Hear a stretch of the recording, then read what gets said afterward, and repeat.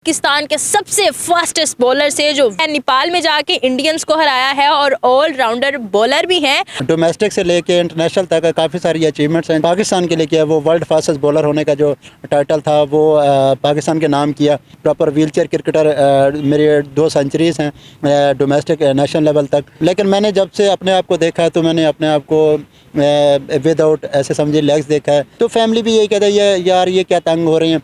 जब से फिर ये प्रॉपर व्हीलचेयर्स आपको मिलती हैं तो इक्विपमेंट मिलते हैं तो फिर सारी चीज़ें फिर ऐसा ऐसा चेंज होना शुरू हो जाती है। मैं क्रिकेट में आया हूं तो बस इस चीज़ में अपने आप को मनवाना है। अस्सलाम वालेकुम नाज़रीन, CBN पाकिस्तान के साथ मैं हूं आपकी मेज़बान कंवल अमानत। नाज़रीन, आज मैं आपकी मुलाकात करवाने जा रही हूं पाकिस्तान के सबसे फास्टेस्ट बॉलर से जो व्हीलचेयर क्रिकेटर भी हैं और पाकिस्तान को उन्होंने इस तरीके से रिप्रेजेंट किया है कि इस बॉल से काफ़ी ज़्यादा लोगों को शिकस्त दी है। नेपाल में जाके इंडियंस को हराया है और ऑलराउंडर बॉलर भी हैं और न जाने कौन कौन सी इन्होंने अचीवमेंट्स कर ली हैं। प्रोफेशनली 8 साल में इन्होंने बहुत ज़्यादा जो है वो अचीवमेंट्स किया और बचपन से जो है वो इसको प्रैक्टिस करते आ रहे हैं। लेकिन ये है कि इनकी जो लेग्स हैं वो पोलियो इफेक्टेड है, लेकिन इन्होंने जो है वो अपने क्रिकेट को नहीं छोड़ा और इसको पैशन को इतना आगे ले आए कि आज लोग इनसे इंस्पायर होते हैं। तो मेरे साथ मौजूद है फयाज साहब, इनसे आपकी मुलाकात करवाते हैं, करते हैं इनसे गुफ्तगू। मेरे साथ रहिएगा। अस्सलाम वालेकुम। वालेकुम सलाम। कैसे हैं आप? अल्हम्दुलिल्लाह, आप सुनाएं?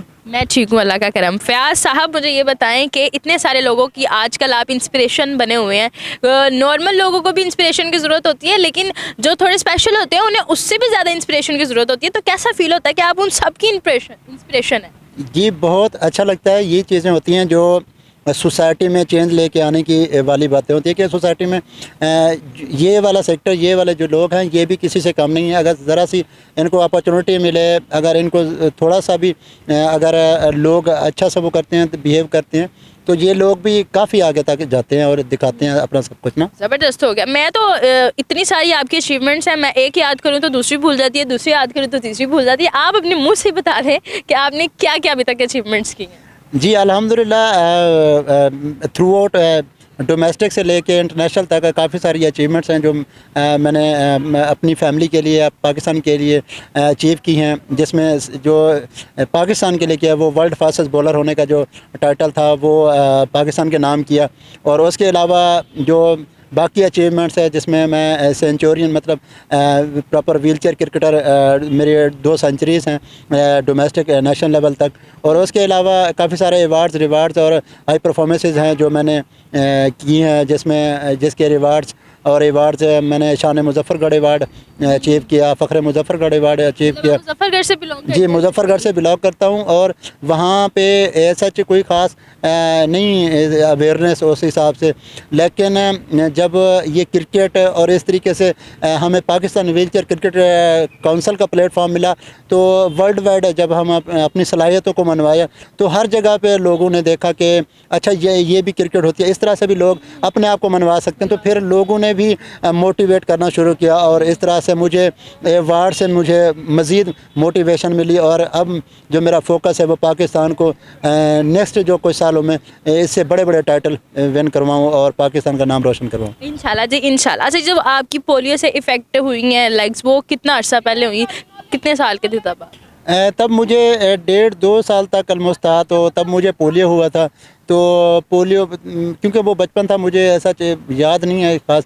लेकिन मैंने जब से अपने आप को देखा है तो मैंने अपने आप को विदाउट ऐसे समझे लेग्स देखा है, लेकिन विदाउट मोटिवेशन या किसी चीज़ की कमी महसूस करते हुए नहीं देखा खुद को। जबरदस्त हो गया, अमेजिंग है। तो बड़ी मतलब मोटिवेटेड लाइन आपने कॉट की है। अच्छा, बताइएगा कि पहले तो आप नीचे बैठ के खेलते होंगे क्रिकेट, तो गली मोहल्ले से स्टार्ट किया या फिर कोई थोड़े आप बड़े हुए तब स्टार्ट किया, किसी ने किक किया, कैसे स्टार्ट किया क्रिकेट? नहीं, बचपन में तो बहुत क्रिकेट जो हमारी होती थी गली मोहल्लों में, तो वहाँ पे बहुत सारे इश्यूज़ होते थे। नीचे बैठ के खेलना, प्रॉपर क्रिकेट के इक्विपमेंट नहीं, प्रॉपर बैट्स नहीं, फट्टियों से स्टार्ट, फिर वो तख्तियों से, फिर बैट से नीचे बैट, कपड़े गंदे, सारी चीज़ें ये चल रही थी।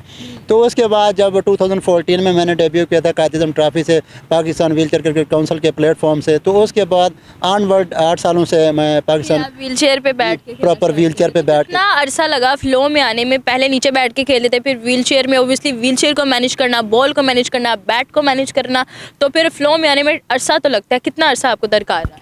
ये 2014 में जब मैंने व्हीलचेयर क्रिकेट स्टार्ट की थी तो काफ़ी मैंने चीज़ें देखी कि क्योंकि बाकी भी जो प्लेयर थे ना वो भी पाकिस्तान का नाम इंटरनेशनली मनवा चुके थे, रोशन कर चुके थे। तो मैं चाहता था कोई मैं भी कुछ ऐसा करूं, कोई इतना एक्स्ट्रा ऑर्डिनरी मेहनत करूं। तो फिर जब मैंने क्रिकेट स्टार्ट की व्हीलचेयर पे बैठ के, तो मैंने इतनी ज़्यादा प्रैक्टिस की। तो मेरा ये गोल था कि जिस तरीके से, क्योंकि मेरे जो आइडियल हैं वो भी शुएब अख्तर हैं, तो मैं भी उसी की तरह कोई इस तरह से हाई स्पीड बॉल कराऊँ, इस तरह से वर्ल्ड फास्टेस्ट बॉलर होने का या इस तरह से था। तो मैंने उसी हिसाब से मेहनत शुरू कर दी और अपनी प्रैक्टिस दिन रात प्रैक्टिस में लगा रहता था। और यूनिवर्सिटी में तो मैं अपने इधर हॉस्टल्स में ग्राउंड्स में इतना प्रैक्टिस करता था, 50 ओवर पर डे मैं करता था। उसके बाद जाके मैं फिर जी बिल्कुल 50 ओवर मैंने जब तक पूरे नहीं करने, नाश्ता नहीं करना, 2 बजे 3 बजे तक मैं फारिग होता था, तब जाके मैं। तालीम का इसमें कहाँ मतलब क्या हिस्सा रहा, तालीम आपने हासिल की? जी मैंने AA किया हुआ है, एजुकेशन जो है इंटरनेशनल रिलेशन में और पॉलिटिकल साइंस में मैंने मास्टर्स किए हुए हैं। और क्रिकेट जो था वो मेरा एक पैशन था, एक मेरा जो एजुकेशन थी वो कह सकते हैं कि किसी हद तक ये मेरी मजबूरी थी, ये मैंने करनी थी, क्योंकि अपने आप को स्टेबल करने के लिए जॉब या इन तरीके बहुत ज़रूरी होता है। लेकिन जो क्रिकेट था ना, इसमें मैंने आपने छोड़ा, आपने कहा सारी दुनिया छोड़ दूंगा, क्रिकेट नहीं छोड़ूंगा। बिल्कुल ऐसे है, मैंने क्रिकेट के ऊपर बहुत सारे मैंने ये ऐसे इवेंट्स, ऐसी चीज़ें मैंने उनको स्किप किया और क्रिकेट को हमेशा ही से फर्स्ट प्रायोरिटी पे रखा। अच्छा मुझे ये बताइएगा कि जब आप पहला मेडल या अवार्ड लेके आए घर में, तब लोगों का क्या मतलब, आपके फैमिली वालों का रिएक्शन चेंज हुआ? कौन सबसे ज़्यादा खुश हुआ था? जब पहली अचीवमेंट मैं लेके आया था तो सबसे ज़्यादा मेरी अम्मी थी जो खुश हुई थी। तो उसमें नेशनल कप था, वो हमने विन भी किया था। तो वो मेरे से बड़ी ट्रॉफ़ी थी, वो मैं लेके भी घर आया था। तो वो भी मैं घर लेके आया था। तो अम्मी बहुत ज़्यादा खुश हुई थी, फैमिली भी बहुत ज़्यादा खुश हुई थी। रिएक्शन चेंज होना स्टार्ट हो गए थे फैमिली में? जी बिल्कुल, फैमिली की तरफ से। और पूरा हमारा जो गांव था ना, वो सारा हमारे घर से मिलने आते हो? बिल्कुल, रिलेटिव्स आए हुए थे। तो उन्होंने कहा ये बहुत बड़ी ट्रॉफ़ी लेके आया, बहुत बड़ा अवार्ड लेके आए। तो काफ़ी सारे दूर दूर से रिलेटिव्स भी वो ट्रॉफ़ी देखने के लिए आए थे।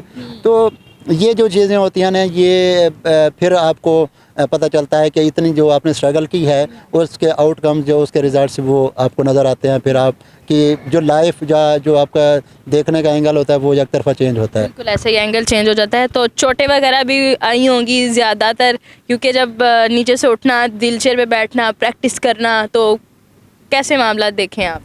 अच्छा, मैं आपको चोटों की बात करूं तो चोटें हमें जब लगती हैं तो 2-3 दिन के बाद पता चलता है कि अच्छा हाँ यार, ये इधर भी चोट लगी थी। तो ग्राउंड में या जब क्रिकेट का वो होता है ना, तो बिल्कुल फील नहीं होता कि ये क्या, बिल्कुल इस तरह से। तो फिर 1-2 दिन के बाद पता चलता है जब इधर भी लगी थी। हाँ इधर भी, अच्छा इधर भी बजी है इधर। तो इस तरह से होता है। अमेजिंग हो गया। तो डाइट प्लानिंग क्या है आपकी? क्योंकि डाइट तो बड़ी ज़्यादा मैटर करती है। स्पोर्ट्समैनशिप कोई भी चीज़ हो, आप स्पोर्ट्स में किसी भी फील्ड में है तो डाइट प्रायोरिटी पे होती है, देन प्रैक्टिस होती है। जी बिल्कुल, क्योंकि हम व्हीलचेयर पे बैठे होते हैं ना, तो हमारी जो एक्सरसाइज होती है ना वो भी ज़्यादा इतना हार्ड नहीं होती नॉर्मल लोगों की तरह। तो हमें डाइट में बहुत ज़्यादा कॉन्शियस रहना पड़ता है। फिर प्रॉपर लेआउट के साथ हमें चलना पड़ता है, जो हमें प्रोविज़न किया जाता है PWCC की जो ट्रेनर भी हैं, CEO भी हैं, मैम रुखसाना राजपूत। तो वो हमें पूरा प्रॉपर लेआउट देती हैं डाइट प्लान का। तो हम फिर उन्हीं को फॉलो करते हैं। फिर हम उनको वीकली रिपोर्ट भी करते हैं कि इन चीज़ों को हम लेके चल रहे हैं। तो ये सारा है जो PWCC सारा मैनेज करती है। ठीक है। एक्सरसाइज की अभी आपने बात की, तो एक्सरसाइजेज में कौन कौन सी एक्सरसाइजेज आपकी डिफरेंट हैं अगर दूसरे क्रिकेटर्स की बात की जाए? हमारे लिए जो ज़्यादातर जो हमारा बॉडी का पार्ट होता है ना, वो अपर पार्ट होता है, मतलब शोल्डर्स हो गए, आपके नेक हो गई, या आपकी ये जो चीज़ें होती हैं, या व्हीलचेयर रनिंग में करना, या इस तरह की थोड़ी एक्सरसाइजेस होती हैं, उस तरीके से पूरे पुशअप लगाने या उस तरह से हमारे नहीं होते। लगाते हैं? नहीं, वो नहीं लगाते हम, वो हमें अलाउ नहीं होते। क्योंकि हमारी क्रिकेट में ना जो डिसेबिलिटीज़ होती हैं ना, वो डिफरेंट टाइप की डिसेबिलिटीज़ होती हैं। कोई पोलियो से इफेक्टेड होता है, उनमें ये होता है कि एक दफ़ा उनकी जो भी डिसीज़ हो गई, जो इफेक्टेड एरियाज जो बॉडी में हो गए, तो उसके अलावा मज़ीद नहीं बढ़ती। जो जिनका स्पाइनल कॉर्ड इंजरी होती है तो उनमें बहुत ज़्यादा इंजरी बढ़ने के ज़्यादा चांसेस होते हैं। तो इस तरह से हर किसी के डिफरेंट कैटेगरीज होती हैं, फिर उसी हिसाब से उनकी एक्सरसाइजेज भी उसी हिसाब से होती हैं। फयाज साहब को हम फिर कहाँ कहाँ देख रहे हैं कि इस बॉल से किस किस की अब मज़ीद छक्के छुड़ाने का जो है वो आपने फैसला किया हुआ है, ठाना हुआ है, क्या क्या गोल्स रखे हैं? जी, जो एशिया कप था वो तो अब अल्हम्दुलिल्लाह विन किया, इंडिया को हराया एशिया कप में। तो उसके बाद अब जो मेरा फोकस है वो है पाकिस्तान को वहाँ पे देखूँ वर्ल्ड चैम्पियन बने, और चाहता हूँ कि उसमें मेरा भी वाइटल रोल हो जिसमें मैं प्ले करूँ और इतना मैं मेहनत करके जाऊँ। और बस यही है जो आखिरी ख्वाहिश। ये सबसे बड़ी ख्वाहिश है कि आपने मतलब इतना बड़ा गोल रखा हुआ है। तो आप उन क्रिकेटर्स को क्या कहना चाहेंगे जो थोड़ा डीमोटिवेट हो जाते हैं, जो इस चीज़ में आना चाहते हैं, तो उनको एडवाइस क्या देना चाहेंगे, उनको मोटिवेट आप कैसे करें?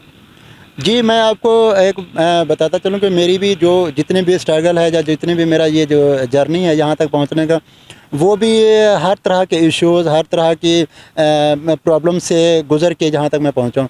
तो एक नॉर्मल बंदे के लिए, नॉर्मल एक क्रिकेटर के लिए ना, तो वो उतना ज़्यादा मेरे हिसाब से डिफ़िकल्टीज नहीं होंगी जितना हमने फेस किए हैं। तो मेरा उनके लिए ये मैसेज है कि आप ये छोटी-मोटी चीज़ों में इधर उधर ये ना पड़ें, बिल्कुल फ़ोकस्ड रहें।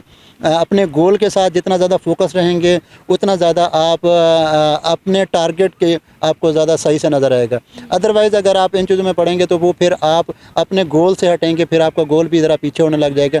तो मेरा यही मैसेज है कि अपने टारगेट पे फोकस रहें, इधर उधर आप बिल्कुल ना करें, अपनी मेहनत करें, पैशनेट रहें, तो इंशाल्लाह आप भी वहाँ तक पहुँच सकते हैं जहाँ तक हम पहुँचे हैं। बिल्कुल ऐसे ही ज़बरदस्त। और कॉमन पब्लिक को क्या मैसेज देना चाहेंगे? कॉमन आपको पब्लिक को ये मैसेज है कि जिस तरीके से आप मोहब्बत का इजहार करते हैं, जिस तरीके से आप नॉर्मल क्रिकेटर्स को प्यार करते हैं, उसी तरीके से हमारे से भी प्यार करते रहिए। हम भी इसी तरीके से आपको इंटरनेशनल लेवल पे पाकिस्तान का नाम रोशन करते हुए दिखाई देंगे। इंशाल्लाह जी, इंशाल्लाह। बहुत शुक्रिया फ़याज़ साहब आपके कीमती वक्त का। और जी तो नाज़रीन, ये हमारे साथ फ़याज़ साहब मौजूद थे जिन्होंने बड़ी प्रोडक्टिव जो है वो गुफ्तगू की और बताया कि किस तरीके से हम जो है वो अगर पैशनेट हो जाएं तो हम हर चीज़ में अपना नाम बना सकते हैं। जी बिल्कुल ऐसे ही इसी तरीके से प्यार करते रहें, बिकॉज़ जो थोड़े स्पेशल होते हैं वो बहुत सारी डिफ़िकल्टी से गुजर कर जो है वो पाकिस्तान को रिप्रेजेंट कर रहे होते हैं।